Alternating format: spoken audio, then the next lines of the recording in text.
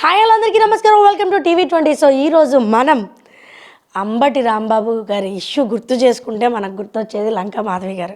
So అక్కడ ఏం జరిగింది, ప్రత్యక్ష సాక్షి, అక్కడ తిరిగి మాట్లాడగలిగిన సత్తా ధీమా ఉన్న ఒక లేడీ లెజెండరీ మనతో ఉన్నారు. మేడం నమస్తే. మేడం నమస్తే అమ్మా. మేడం అసలు ఏం జరిగింది ఆ రోజు, ఆ ఇష్యూ ఎందుకు రేజ్ అయింది, మీకు ఎలా తెలిసింది అక్కడ ఇష్యూ జరుగుతుందని? వాస్తవంగా నేను ఇంటి నుంచి బయలుదేరానమ్మా. దేనికి బయలుదేరానంటే మా బాబు ఎన్ఆర్ఐ పార్టీ ఆఫీస్కి నేను 20,000 మన చేతనైంది ఇద్దామా, బాగాలేదు, రిపేర్గా ఉంది అంటే ఇచ్చాడు. ఇస్తే మార్నింగ్ నేను మా మధుకి, మా ఎమ్మెల్యేకను పెంసాని గారి చేతుల మీదుగా పంపిద్దామని బయలుదేరితే అక్కడ వాళ్ళు బిజీగా ఉన్నారు పెన్షన్ ఇచ్చే కార్యక్రమం. సర్లే అక్కడ బాగోదేమో రోడ్డు మీద ఇవ్వటం అని వెనక్కి వచ్చాను. నేను వెనక్కి వచ్చి ఈవినింగ్ 4 గంటలకి సారు బయటికి వెళ్తాడు, ఆఫీస్కి వెళ్ళి ఇద్దామన్న లెక్కలో ఇంట్లో నుంచి స్టార్ట్ అయిన మనిషిని నేను వెళ్తే పెంసాని గారు అప్పుడే స్టార్ట్ అయ్యి వెళ్ళారు అని చెప్పారు. సరేనని చెప్పి నేను కొంచెం యువతలకు రాగానే వికలాంగులు పెద్ద ఎత్తున రోడ్డు మీదకి వచ్చారు. ఏమైందమ్మా, ఎందుకు వచ్చారు మీరు అన్న అంటే చంద్రబాబు నాయుడు గారిని లంజా కొడక అని తిట్టారు అని చెప్పారు వాళ్ళు. అప్పుడు దాకా నేను టీవీ చూడటం కానీ నాకు అసలు తెలియదు, నా సెల్ ఫోన్లో కూడా నేను చూసుకోవాలి, అసలు నేను బిజీగా ఉండటం వల్ల చూడలేకపోయా. అప్పుడు నాకు బాధేసింది, కాళ్ళు లేని వాళ్ళే పాపం ఒక రాష్ట్ర నాయకుడి కోసం వెళ్తున్నారు, అయినా ఎప్పుడో చనిపోయిన అమ్మనమ్మని లంజా కొడక అని తిట్టడం ఏంటి, ఇన్ని సంవత్సరాలు ఈ రాష్ట్రానికి సేవలు అందించిన చంద్రబాబు నాయుడు గారిని ఆ విధంగా తిట్టడం ఏంది, అసలు అడుగుదాం, మామూలుగా వెళ్ళి అడుగుదామని వెళ్ళానమ్మ. నేనేం రౌడీజం చేయడానికి వెళ్ళలేదు, లేకపోతే ఇంకో రకంగా వెళ్తే ఇంకో రకంగా మా పార్టీ నాయకులు అందరూ వచ్చేవాళ్ళే, మా వాళ్ళందరూ వచ్చేవాళ్ళే. నేను ఒక్కదాన్నే వెళ్ళి రాంబాబు గారు, మీ అమ్మ నీకు ఈ భాష నేర్పిందా, ఇది ఏంటి మీరు రాష్ట్ర మంత్రిగా చేశారు కదా, ఇంటికి వెళ్ళి మాట్లాడదామన్న లెక్కలో నేను వెళ్ళేటప్పటికి మీడియాను పెట్టి అక్కడ వాళ్ళు అందరూ 100 మంది దాకా వచ్చారు. వచ్చి ఏందో మాట్లాడబోతే చెప్పు తెగుద్ది, మీరు మాట్లాడిన భాష ఏంటి, లంజా కొడక అంటారా, ఆడవాళ్ళ పట్ల మీరు మాట్లాడేది ఇదేనా అని అక్కడ జరిగినప్పుడు ఏంటి అనుకుంటే వాళ్ళు బూతులు తిట్టుకుంటూ వచ్చారు నా దగ్గరికి. నేను అడుగుతున్నా ఈ వైఎస్ఆర్ పార్టీ మహిళల్ని, బూతులు తిట్టిన మహిళల్ని, నేను ఒక రచయిత్రిగా ఎన్నో రాసి ప్రశంసాపత్రాలను అందుకున్నా. మీరు మీ నాయకుడు బూతులు నేర్పాడు కానీ ఒక్కటన్నా మీరు ఏమైనా సాధించినవి ఉంటే నేను మీకు బంగారు బ్రాస్లైట్లు నేను కానీ మా పెమ్మసాని కానీ చేపిస్తాం. మీకు ఇన్ని రకాలుగా తెలుగు కవయిత్రినని తెలుగు భాషపై రాసేటప్పుడు మా కవులని అభినందిస్తారు. దేనికంటే అది ఎవరికి రాని భాగ్యం, కవయిత్రులుగా కవులుగా మాకు వచ్చినందుకు. మీరు ఏం మాట్లాడుతున్నారు, లంజలని మాట్లాడతారా, నేను ఒక ఇంటి కోడల్ని, మీరు ఎవరు అనుకొని మాట్లాడుతున్నారు, నేను డాక్టర్ ఎల్ శ్రీకృష్ణ గారి కోడలు, కోట్లకు అధిపతి మా మామయ్య డాక్టరు, ఆయన వైద్యం చేసిన అతను, మా హస్బెండ్ బిజినెస్ చేసిన అతను. తర్వాత మీరు మాట్లాడుతుంది కరెక్ట్ కాదు, మళ్ళీ చెప్పు తీసుకుని నేను అక్కడే నించుంటే ఇంక మొత్తం వచ్చారు. ఏ లంజా కొడుకులు రమ్మను మనం, నా కొడుకులు రాకుండా ఏంది, నా కొడుకులు రాండి, మా నాయకులు మీకు లంజా కొడుకులాగా కనపడుతున్నారా, మా వాళ్ళు లంజా కొడుకులు అయితే ప్రజలు ఎన్నుకోరు. నా నోటికి వస్తే బాగోదు, పల్నాడు భాష ఇంకో రకంగా ఉంటుంది, కానీ నాకు సంస్కారం అడ్డం వస్తుంది ఒక కవయిత్రిగా. అసలు ఎంత 100 మంది వెంటపడటం, ఆ బూతులు మాట్లాడటం, ఆ వైఎస్ఆర్ మహిళలు అన్నీ ఉన్నాయి మా కాడ, ఎవరు తిట్టారన్నది అవి కంప్లైంట్ ఇచ్చాము. మా నాయకుడు కూడా ఏమి చూస్తా ఊరుకోడు, నన్నే తిట్టడం కాదమ్మా, భువనమ్మని అసెంబ్లీలో పట్టుకొని ఎంత రోతమైన భాష మాట్లాడారు. తర్వాత అమ్మాయిని, బ్రాహ్మణిని, తర్వాత లోకేష్ని, అంత పెద్ద కుటుంబాలు ఉన్న వాళ్ళనే మీరు మాట్లాడి బయటికి లాగుతున్నారే, సామాన్యమైన మహిళల పరిస్థితి ఏంటి రేపొద్దున? మీరు మాట్లాడుతుంది కరెక్ట్ అని ఏదైనా ఉంటే రాజకీయ ఇష్యూ మీద మాట్లాడండి, ఎంతైనా ఫైట్ చేయండి. అసలు మీరు మంచివాళ్ళు అయితే ప్రజలే మిమ్మల్ని ఎన్నుకునేవాళ్ళు, మేము జైలు పలికేవాళ్ళు. మీరు సొంత చెల్లికే అంటగట్టి బయటికి మాట్లాడి వచ్చిన వాళ్ళు మీరు. మీ నాయకులు షర్మిలమ్మని తిడతంటే ఒక అన్నగా నువ్వు సీఎంగా ఖండించాల్సిన పని లేదా? అంటే ఊళ్ళో వాళ్ళందరినీ నీ భార్య ఒక్కటే ప్రతివత, అందరూ లంజలా మీకు? నాకు తెలియక అడుగుతున్నాను. ఇదేనా వైఎస్ఆర్ పార్టీ సంస్కృతి? మీ రౌడీయిజం, మీ గూండాయిజం ఇదేనా? మా అన్నగారి బిడ్డ ఎంతో గారాభంగా పెంచుకున్నాడు, అలాగనే మా నాన్నగారు, మేము 4 అక్క చెల్లెళ్ళం, ఎంతో గారాభంగా ఉన్నతంగా పెంచాడు, ఉన్నత భావాలతో ఉషస్సులతో ఉదయించే కవయిత్రిని ప్రతిరోజు నేను. మీరు నన్ను పట్టుకొని లంజలు నమిడిలని తిడతారు రోడ్డు మీద. మీరేంటి నేనేంటి, మీ చరిత్ర అంతా నేను తీశాను, మీ మీద ఏమేం కేసులు ఉన్నాయి అనేది కూడా నేను ఎంక్వైరీ చేశా. అవన్నీ కూడా రాష్ట్ర డీజీపీకి ఇస్తా, హోమ్ మినిస్టర్కి ఇస్తా. మహిళని ఏ విధంగా వీళ్ళు హింస పెడుతున్నారు, అందులో నేను సింగిల్ లేడీ, మా హస్బెండ్ చనిపోయాడు, మీరు ఆ విధంగా బిహేవ్ చేస్తే మనుషులు ఉండాలా? మా బాబు అక్కడి నుంచి ఫోన్ చేశాడు, వాడు కేసు ఫైల్ చేస్తే ఈ లేడీస్ బయటికి కూడా తిరగరు. ఒక ఎన్ఆర్ఐ మదర్ పట్ల మీరు చేసింది వాడు ఫైల్ చేస్తే మీరు బయటికి రారు. ఇప్పుడైనా సారీ చెప్పండి, లేదంటే మీకు సినిమా చూపిస్తాడు. ఎవరు లేరు అనుకుంటున్నారేమో, మా పెమ్మసాని గారు నిన్న 2 సార్లు నాకు ఫోన్ చేసి బాధపడొద్దు మాధవి గారు, మీరు మహిళల కోసం పోరాడుతున్నారు, మీ పోరాటం వెనక మేము ఉంటాం, మీరు ముందుండండి, మీరు చేస్తున్నది న్యాయమైన పోరాటం, మీరు మహిళకి అంకితమయ్యారు జీవితం, మీరు పోరాడండి అమ్మ, మీరు బాధపడొద్దు అని చెప్పారు. మా శ్రీరత్న కూడా ఏం చెప్పుద్ది, ఆఫీస్కి వెళ్ళినప్పుడు బాగా రాయండి అమ్మ సాహిత్యం అని చెప్పుద్ది, వాళ్ళని తిట్టండి వీళ్ళని తిట్టండి అని మా శ్రీరత్న కూడా చెప్పదు ఎప్పుడు. అట్లానే మా మధు కూడా చెప్పదు మాకు ఎప్పుడు. మీరేం చెప్తున్నారు, ఈ కూతుర్ని పెట్టి మా గల్లా మాధవిని తిట్టిస్తున్నారు. వాళ్ళందరూ పొమ్మంటే మాధవి వచ్చిందంట, అట్టరాల మాధవి అక్కడికి వాళ్ళ ఆఫీస్ దగ్గరికి, నువ్వు తిట్టావు లంజా కూడా కానీ తిట్టినప్పుడు నా మీదకి ఎగబడ్డప్పుడు ఆవిడ వచ్చినప్పుడు మీరు ఎవరికైనా మండదా, మీరు పగలగొట్టలేదా, అంతకుముందు మీరు మా పార్టీ ఆఫీస్ పగలగొట్టలేదా, మా పట్టాభిని చంపపోలేదా, మా బోండా ఉమ్మాని ఇంకొక అతన్ని ఎమ్మెల్సీ ఇద్దరిని కలిసి గడ్డపాలు తీసుకొని చంపలేదా, మా నరేంద్ర గారి దాని మీద డైరీ మీద మీరు పోలేదా, నరేంద్ర కూతురులను లాగలేదా బయటికి, చిన్నపిల్లలు పసిపిల్లలు అభోషమం తెలియని పిల్లలు రోడ్డుకి లాగారు కదా మీరు, వాళ్ళ పెళ్ళిళ్ళు కావాలి కదా. మీరు చేస్తుందేమో మంచి పనులా, మేము చేస్తుందేమో ఇదా, మీరు అన్నాకే మామూలుగా వచ్చాం ఇంటికి అడగటానికి, కానీ మీరు మాట్లాడిన భాష మీ తీరు ప్రజలు గమనించారు, ఇంటికి పంపించారు, కానీ మీలో ఇంకా మార్పు రాలా. ఏదోటి అల్లరి సృష్టిస్తే రాష్ట్ర ప్రశాంతంగా అభివృద్ధి చేస్తున్నాడు బాబు గారు, ఎట్టోకట్ట అల్లర్లు సృష్టిస్తారా ఏదోటి. మీరు తిరుమల దేవస్థానాన్ని కూడా వదలకుండా అక్కడ కూడా కల్తీ వ్యాపారం చేస్తారా, దేవుళ్ళని కూడా వదలరా, మీరు అసలు మనుషులేనా, అన్నం తింటున్నారా ఇంకేమన్నా తింటున్నారా, అసలు నాకు ఇంకేం మాట్లాడాలో అర్థం కావట్లా. మీ విఘ్నతకు వదిలేస్తున్నా. ఇంకా నేను వైఎస్ఆర్ పార్టీ మహిళలకి మీకు ఏమన్నా మీ నాయకుడు బూతులు పురాణం నేర్చుకోమన్నా మీరు నేర్చుకోమాకండమ్మా, మీరు బలవుతారు. మీరు నాతోటి ఆడపడుచులుగా చెప్తున్నా, వాళ్ళ మాటని మీరు రెచ్చిపోయి రోడ్డు మీదకి వస్తే మీరు అరెస్టులు అయ్యి వాళ్ళ అమ్మటి జగన్మాటిని జైలు పాలయ్యాడు. నేను జైలు పోయి వచ్చాను కాబట్టి అమ్మడు కూడా జైలు పోవాలని కంకణం కట్టేగా అతన్ని ఉసికెలిపి నువ్వు పాపం అతన్ని వాళ్ళ బలి చేసావు. లేకపోతే అమ్మటి ఎందుకు మాట్లాడతాడు, నువ్వు రాష్ట్ర మంత్రిగా చేసావు, చక్కగా భావాలతో ఉన్నావు ఒకప్పుడు, నీకు ఇప్పుడు ఎందుకు వచ్చింది ఈ ముసలి వయసులో దసరా పండుగ అన్నట్టు ఈ డ్యాన్సులు ఏంది, ఈ కథ ఏంది, ఆ డ్యాన్సులు తిట్టడం ఏంది చంద్రబాబు నాయుడు గారిని, నీ ఓందతనం ఏమైంది. వాళ్ళ కూతుర్ని కూడా అడుగుతున్నాం, మా ఇంట్లో మా అమ్మ ఉంది, మేమున్నాం, ఆడబిడ్డలకి ఇదేనా గల్లా మాధవి ఇచ్చేది అని అడుగుతుంది.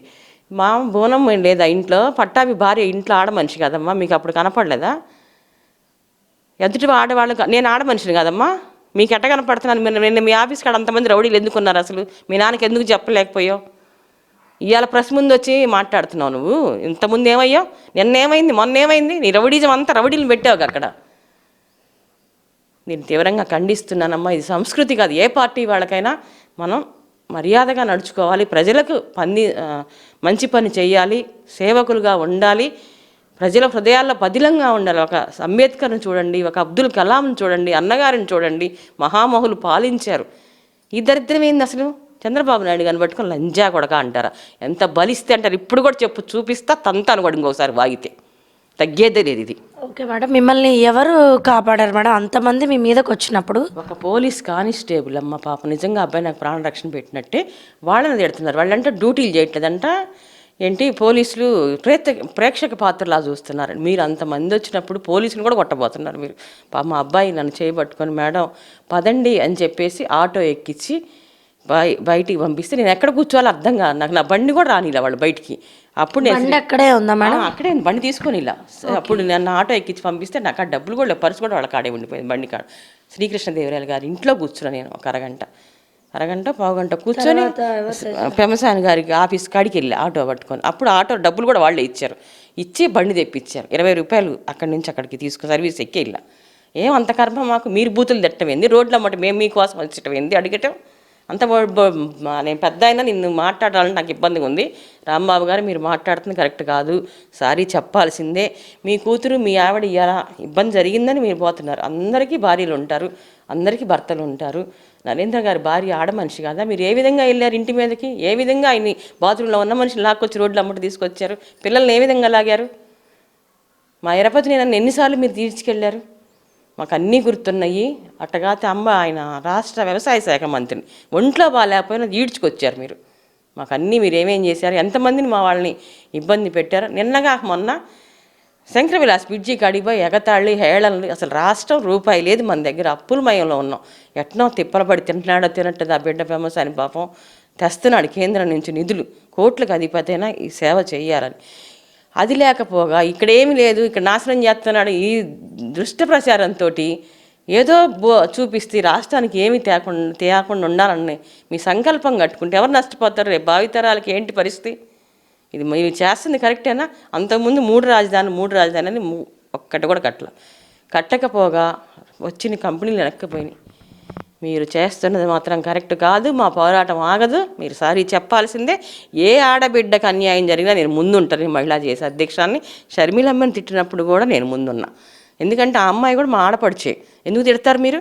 తర్వాత వైఎస్ వివేకానంద కూతురు ఇవాళకి కూడా న్యాయం చేయాలి. చంద్రబాబు నాయుడు గారిని కూడా అడుగుతున్నా నేను, ఈ మహిళా చేసే అధ్యక్షులుగా ఏం చేస్తున్నారు? నిద్రపోతున్నారా? ఒక రాష్ట్ర సీఎం తమ్ముడికి మర్డర్ జరిగితే ఆ పాలన పోయింది. మీ పాలన వచ్చాకైనా ఆ పిల్లకి న్యాయం చేయట్లేదు.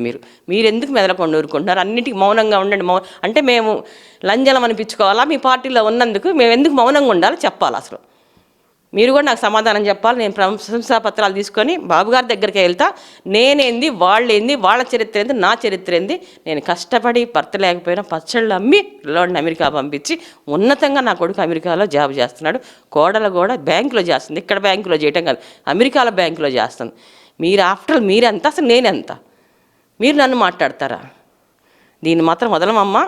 నా కొడుకు కూడా అదే చెప్పాడు, నువ్వు భయపడద్దు మమ్మీ, బాధపడద్దు. నువ్వు వాళ్ళు ఏ విధంగా తిట్టారో ఆ లాంగ్వేజ్ మనకొద్దు.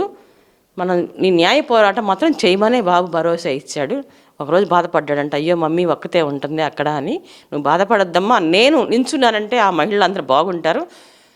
నేను నా స్వార్థం చూసుకొని నా కొడుకు అమెరికాలో ఉన్నాడని డబ్బులు పంపిస్తున్నాడు, నేను పడుకుంటే ఇంట్లో అన్యాయం అయిపోతున్నారమ్మ మహిళలు.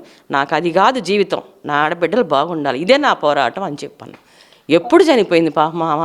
ఎంత కష్టపడి పిల్లవాడిని పెంచింది చంద్రబాబుని. 2 ఎకరాల పొలంలో ఎంత ఉన్నతంగా పెంచింది. ఎన్నిసార్లు సీఎం అయ్యాడు. మీరు పట్టుకొని లంజా కొడక అంటారు. అసలు మీరేంది, ఆయన ఏంది అసలు? ఇదమ్మా నెక్స్ట్ స్టెప్ ఏంటి మేడం? మీడియా మిత్రులకు కూడా అక్కడ తిట్టడం జరిగింది. నన్ను వాళ్ళు కూడా కొంచెం కాపాడిపోయారు పాపం. వాళ్ళని కూడా నెట్టేశారు రౌడీలు. మీడియా సమాజానికి సేవ చేస్తుంది, పోలీసులు సమాజానికి సేవ చేస్తున్నారు. మీరు ఏమైనా జీతాలు ఇస్తున్నారా వాళ్ళని తిట్టడానికి? మీరు మమ్మల్ని తిట్టి వాళ్ళని తిట్టి నెక్స్ట్ ఏముందమ్మా, నేను మా నాయకుడి కాడే కూర్చుంటాను నాకు న్యాయం జరిగే వరకు. అది ఈ రాష్ట్ర ఆడబిడ్డలు. అందులో పేర్లు ఏమన్నా చెప్పగలుగుతారా? అక్కడ మిమ్మల్ని ఎవరు దుర్భాషలు ఆడారు? ఝాన్సీ అమ్మ ఒక ఆమె, ఇంకా వైఎస్ఆర్ పార్టీ మహిళలు ఒక 5-6 ఉన్నారు ఆమె టీము. వాళ్ళు కంప్లైంట్ ఇచ్చాం. ఆ సీఏ గారు, పట్టాపురం సీఏ గారు ఎంతవరకు పట్టకొస్తాడో చూస్తాం, లేదా డీజీపీకి కానీ హోమ్ మినిస్టర్కి కానీ కంప్లైంట్ ఇస్తాము. దీన్ని వదలం. ఎందుకంటే సమాజానికి మేము కవులుగా మా సందేశం ఇస్తాం. మీరు కవులను పట్టుకొని ఆ విధంగా బూతులు మాట్లాడుతున్నారంటే మీరు ఏమి ఇస్తారు? మా కవి అంటాడు ఏమంటే, నా దేశం భగవద్గీత, నా దేశం సంస్కార గంగ, నా దేశం అగ్ని పునీత సీత అంటాడు. అది మేము రాసేది. బూతులు రాయమని చెప్పరు మా కవులకి, మేము రాయం. మీరు బూతులు నేర్చుకోవాలంటే నేర్చుకోండి అమ్మా. నేను మీకు తెలుగు అక్షరాలు నేర్పుతా, తెలుగు కవితలు నేర్పుతా. నా దగ్గరికి రండి. నేను ఎప్పుడైనా మీకు ఆహ్వానం, ఇంట్లో భోజనం పెట్టుకొని నేర్పుతా. ఆ బూతులు మాట్లాడి వాళ్ళ మాట్లాడి మీరు జైలు పాలవద్దని తెలియజేస్తాం. Okay madam. పెమ్మసాని గారు మీకు ఎంతవరకు సపోర్ట్ ఇస్తున్నారు మేడం ఈ విషయంలో? మాకు మాత్రం ఫస్ట్ నిలిచిందే పెమ్మసాని గారండి. ఇది చూశాడు. 24 గంటల్లో నీకు ఉందే అని చెప్పాడు. చంద్రబాబు నాయుడు గారు తిట్టినప్పుడు, నా మీద జాడి జరిగినప్పుడు ఎవరైనా ఏ నాయకుడు అట్టు ఊరుకుంటాడు? నియోజకవర్గంలో మహిళ పట్ల ఆ విధంగా బిహేవ్ చేస్తే ఎవరు ఊరుకోరు కదా. మా మాధవి కూడా పూర్తి మద్దతు ఇచ్చిందమ్మా. వచ్చింది మాధవి కూడా అడటానికే వచ్చింది. అడటానికి వచ్చినప్పటికీ మీరు నా మీద చేస్తేనే కదా బయటకు వచ్చింది. రాత ఎమ్మెల్యే ఒక ఆడ మనిషి, భర్త లేని ఆడ మనిషి మీదకి వస్తే మీరు ఎందుకు రాకుండా ఉంటుంది? మీరు ఊరుకుంటారా? మీరు రౌడీజం చేస్తే మీరు ఒక్క నిమిషం నేను స్పాట్ నేను అయిపోయేదాన్ని వాళ్ళ దెబ్బకి. అంటే ఎంతమందిని చంపుతారు మీరు ఆడవాళ్ళని? ఎంతమంది ఇళ్ల మీదకి వెళ్తారు? ఇది కరెక్టేనా మీరు చేస్తుంది? మీ క్లిప్సింగ్ ఉంటే మీ కాడే ఉంటాయి, మీ ఛానల్స్లో చూడండి. అది నేను కూడా మీరు మాట్లాడితే వచ్చే. ఎప్పుడన్నా మీ ఇంటికి వచ్చానా రాంబాబు గారు? మీరు మా ఇంటికి వస్తే, ఇక్కడ మా విల్లాస్లో ఫంక్షన్కి అయితే పిలిస్తే వచ్చాడు. మా విల్లాస్లోకి వస్తే నేను వెళ్ళా ఫంక్షన్కి.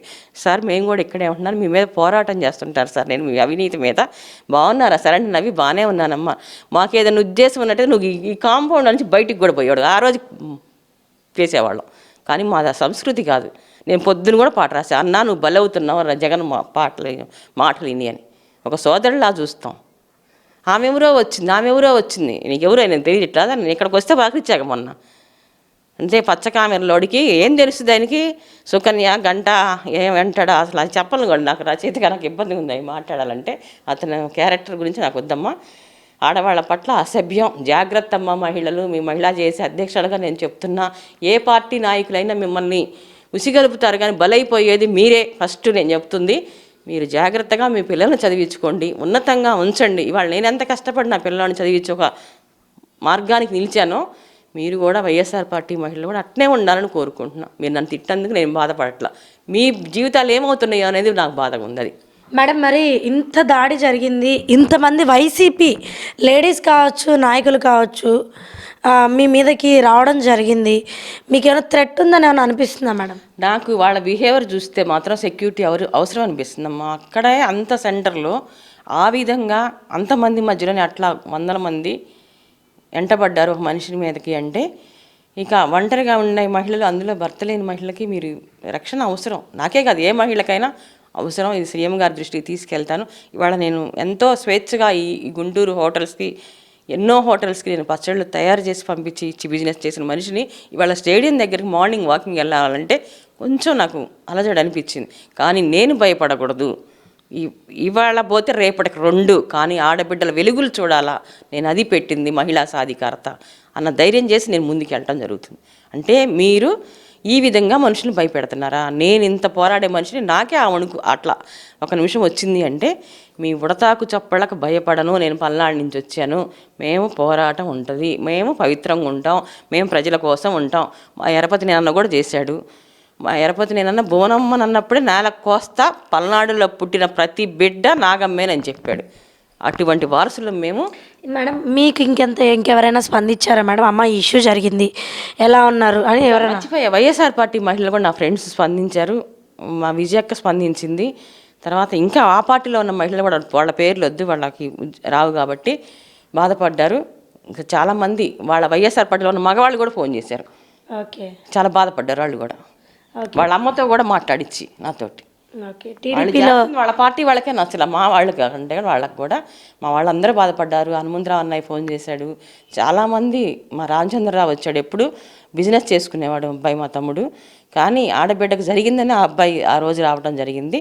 మా కార్పొరేటర్లు వచ్చారు, మా తెలుగు మహిళలు వచ్చారు. పాపం వాళ్ళు నిజంగా వాళ్ళందరికీ కూడా నేను ఏ విధంగా రుణం తీర్చుకుంటానో తెలియదు, కానీ అందరూ కూడా వచ్చారు. వాళ్ళు నిలబడ్డారు. వాళ్ళు ఏమీ కూడా ఎక్కడ గొడవలు అల్లరి సృష్టించరా. అల్లరి సృష్టించిందే మీ వాళ్ళు ఫస్ట్.